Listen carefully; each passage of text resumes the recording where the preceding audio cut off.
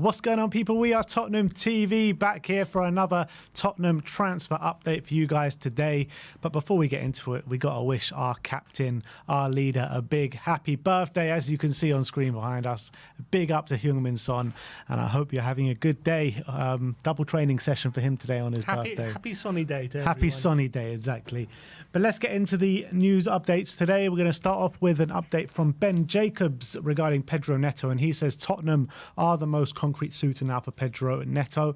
Wolves do value him at 60 million and Spurs value him at around 45 million. So same old, isn't it, with Spurs? But I think it makes sense because of his injury record. I think without the injuries, he's probably higher than a 60 million pound player. You're looking at closer to 80 million, I would think, for the quality of player he is. Obviously, he's a winger who can play on the right and the left. He's exactly the kind of winger I think Tottenham need in their squad.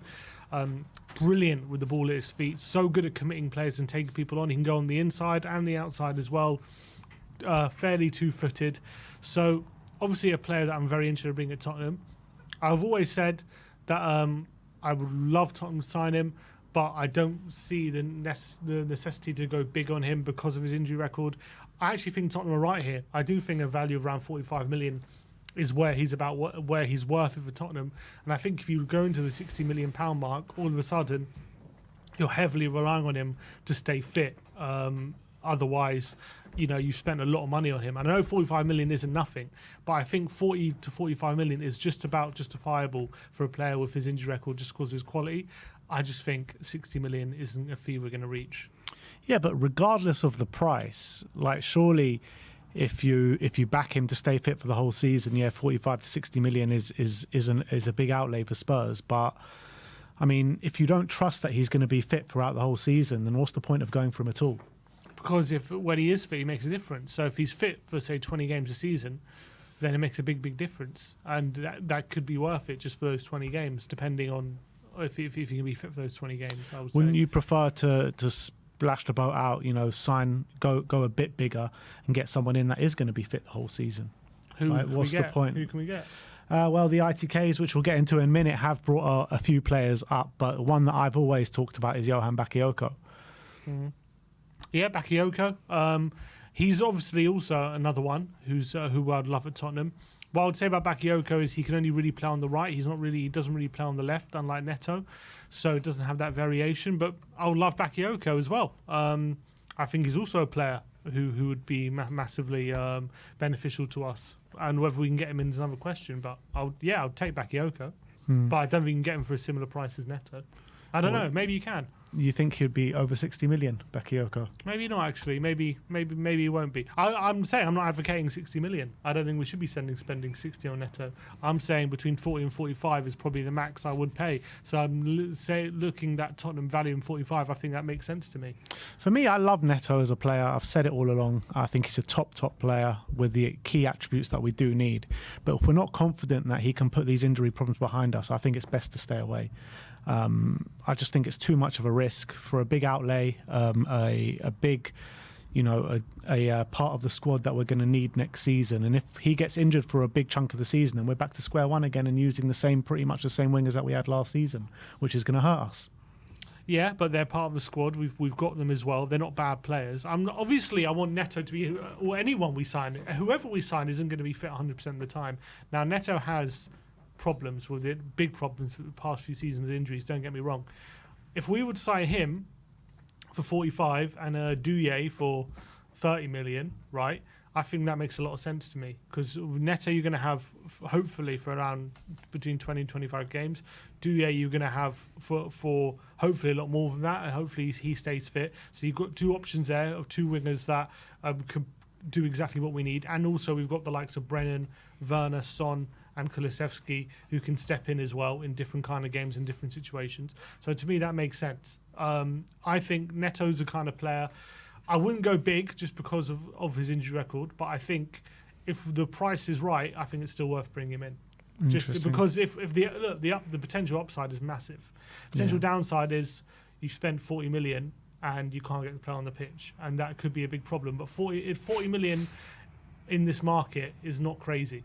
No, it's not crazy, but when you're looking at a player who has hardly been able to get on a pitch consistently over the last 3 years, that's massive alarm bells, isn't it? That's massive red flags.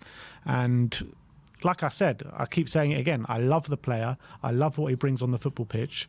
And even like after he's had major injuries, he'd come back in straight away and he's been bang at it.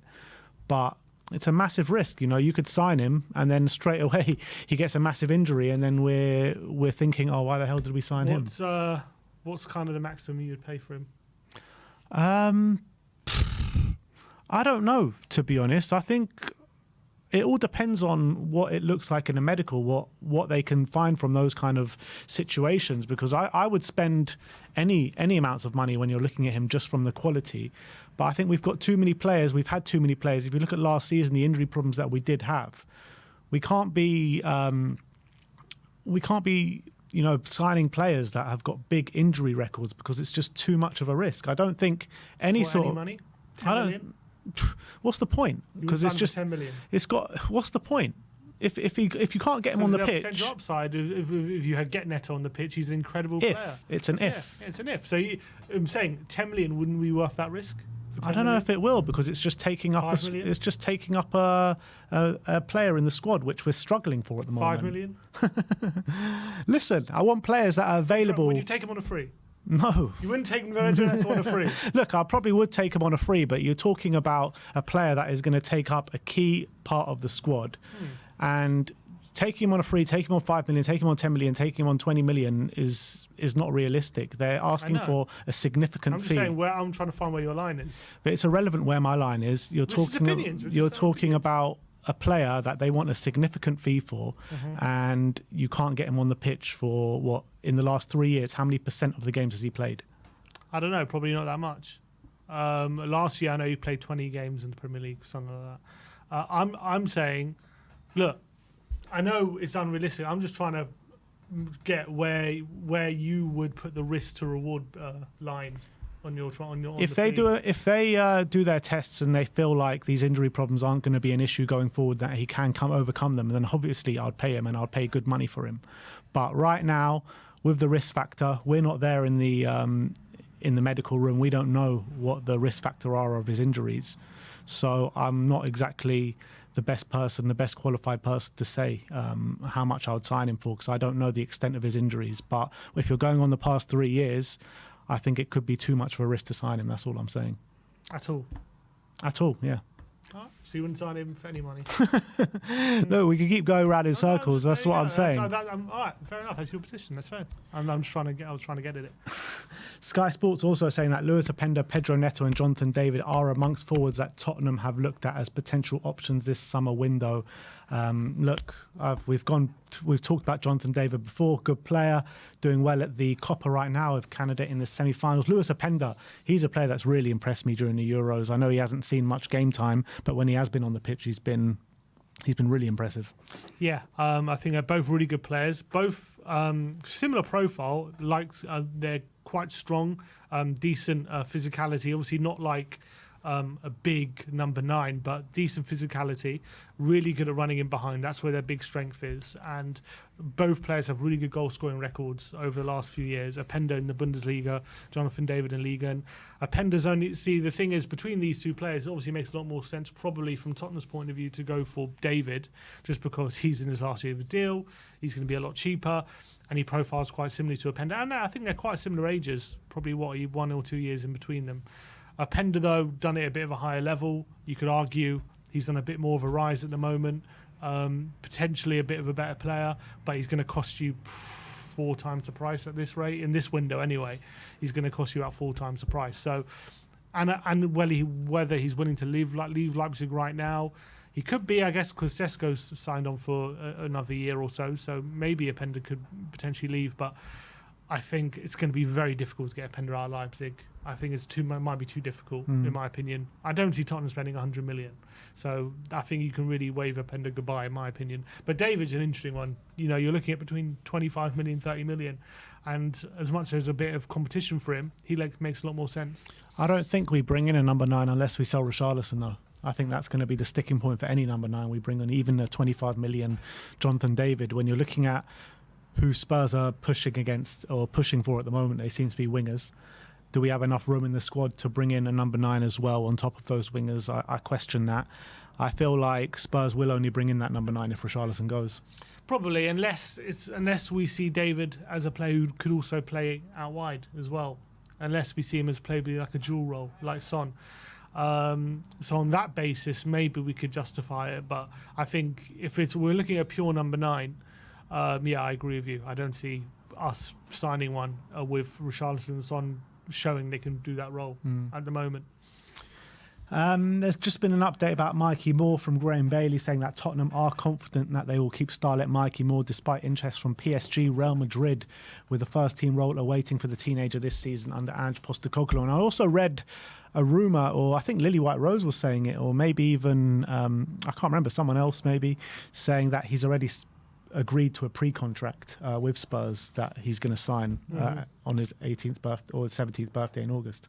Yeah, and I think that's been, hasn't that been, I think that's been well documented that he's been offered a deal, but the problem is he can't sign it until he becomes 17. He signed his first pro contract. So I think clubs are kind of looking at this opportunity thinking, look, technically he can't sign the deal, so can we sneak in there and try and hijack any pro contract to Tottenham while like legally he can't sign this deal? They're sniffing an opportunity, but I think it seems like Tottenham aren't worried about it. There's a lot of noise at the moment, but I think Mikey Moore will want to be at Tottenham, and hopefully the minutes he has gotten in a Spurs shirt will prove to him that we do trust him as a long-term option for us. Let's look to see what the ITKs are saying. I know you loved a bit of an ITK update last time, so we thought maybe we'll bring this to you as a regular part of the show. What Lies Beneath says that regarding Douye, we ain't pushed a button on the deal. That's where it's at. As I said the other day, we hadn't entered direct contact with the club yet. Formal talks with the reps went very well last time, so we'll update if anything develops. He does have loads of interest, as he would do. So we did hear last night that Spurs obviously are in the line to make a bid for Douye, but so are PSG and Bayern Munich, but no one has made that bid as of yet. Yeah, I think Tottenham would be a really interesting project for a young player like Douye right now. As we said before, we've got the likes of Gray, Bergvall coming through. We've got a lot of youngsters.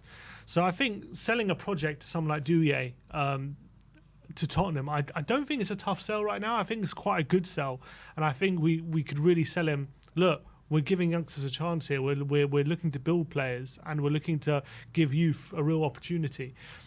And if you go to PSG or you go to Bayern Munich, are you just going to be, making up the numbers at these squads? Are you just going to be, a part of the squad as a part of, if you come to Tottenham, we can make you a real star. There is I think, case there for Tottenham to sell their project to him. But the problem is Bayern Munich are going through a bit of a switch around with company. They also bring in a lot of young players at the moment. So could Bayern convince him that they're going to sell Sane or sell Coman or sell some of their other wingers, sell Gnabry, and make room for him and make him a main player? They could sell that, and also bright lights at PSG. I think every young French player, a lot of their dreams are to play for Paris Saint-Germain and play in Paris. So it's not easy to convince him to reject those clubs and come to Tottenham, but we've done it in some other deals recently, convincing good young players to come to Tottenham ahead of some other big clubs. So hopefully we can do the same with Douye if we're seriously interested in him. And I think it'll be a brilliant signing. Yeah, completely agree. But there is a case to say, are we focusing too much on the kind of 18 to 19-year-olds? We've brought in Bergvall, we've brought in Archie Gray, potentially Douye as well. I mean, do we need to start focusing more on maybe ready-made talent here and now, like the Ezes, like the potentially Netos? As long as we don't neglect that, then it's not a problem. But if we sit at the end of the window, we've just signed a bunch of 18-year-olds and we haven't signed any of the Ezes or whatnot, then it might be a problem. But I'm not worried unless it doesn't happen. Then it's a bit of a concern. What Lies Beneath also said regarding Emerson, believe that this gets done hopefully sooner rather than dragging through the window, but Spurs won't accept derisory offers, which we know. Yeah, and look, the rumours were that Milan bid 10 million or something, and that is very much a derisory offer, let's be honest. So always going to be rejected by Spurs. I heard other reports suggesting that they think the deal would be done over 15 million plus add-ons, which is what I predicted, something like that. So I do think both clubs want this to happen. The player wants it to happen. So I think there will be some leeway from Milan and from Tottenham. I reckon they'll meet in the middle. Then he says clubs will step up. The club will step up their interest this week on the forward line. Still waiting on a definite decision, but it's expected. And then he says that Kubo and Bakayoko are other wingers Tottenham like, not seen above the ones mentioned though. And I'm guessing the ones mentioned that he is saying, well, I don't guess, I know, is Douye, Neto, Eze. Yeah. The thing is, Kubo and Bakayoko, very talented players, will do brilliantly at us. But again, they predominantly play on the right-hand side. I don't know if we prefer one or someone on the right or someone on the left. I don't know what the club are looking at the moment. They're obviously going to have big outlays on either of those players. But I think both those players kind of fit the bill. I would say Kubo is a bit more of a risk just because he's a bit shorter, a bit less physical. Bakayoko is a bit taller, a bit more of a presence. So maybe you would favour Bakayoko on that basis. But Kubo, you could argue, has done it at a higher level and very exciting player out for Sociedad. So I think I'd be excited if either of them came, to be honest. I think I'd probably be a bit more excited with Bakayoko because he just looks like that physical presence as well. He's got a big build. He's amazing on the ball, so is Kubo. But every time I've just watched him for PSV, I think he's been scintillating. He really has. He can beat a man with ease. He's got quality in his crossing, quality in his shooting as well. I have no doubt that he can do it in the Premier League, whereas Kubo, I have those doubts whether he could do it in the Premier League with his physicality. But, you know, you've seen small players come to the Premier League and do it as well. Look at Luka Modric. You know, Arsene Wenger said with Luka Modric, nah, this guy's too small for the Premier League. And the rest was history. Hazard as well. Yeah. So you've seen these kind of players do it before. And if you're good enough, then you'll make it work. But yeah, that is your Tottenham update. Just before we let you go, Alistair Gold says that Tottenham's pre-season campaign is set to begin on Saturday with a behind-the-doors friendly against Cambridge United, I think, of League One. So, yeah, hopefully we'll get some insight into that. We'll get some video footage from it. I don't think they're going to be streaming it live or anything, as it is a behind the closed doors friendly, but it'll be the first time that Archie Gray, Lucas Bergvall and the like do play in a Spurs shirt. So it'll be great to see. Maybe we can learn something in terms of where they play, what kind of position they're playing, and maybe we can learn something there. Yeah, absolutely. But how long have we got till the real pre-season? It's 2 weeks on Wednesday, so not long to go now. All right. The season's coming ever closer. Spurs watch-alongs on their way back, people. But that is your Tottenham update for today. Let me know in the comment section below your thoughts regarding all the news stories we've brought to you today. Like, subscribe and comment. And as always, come on you Spurs.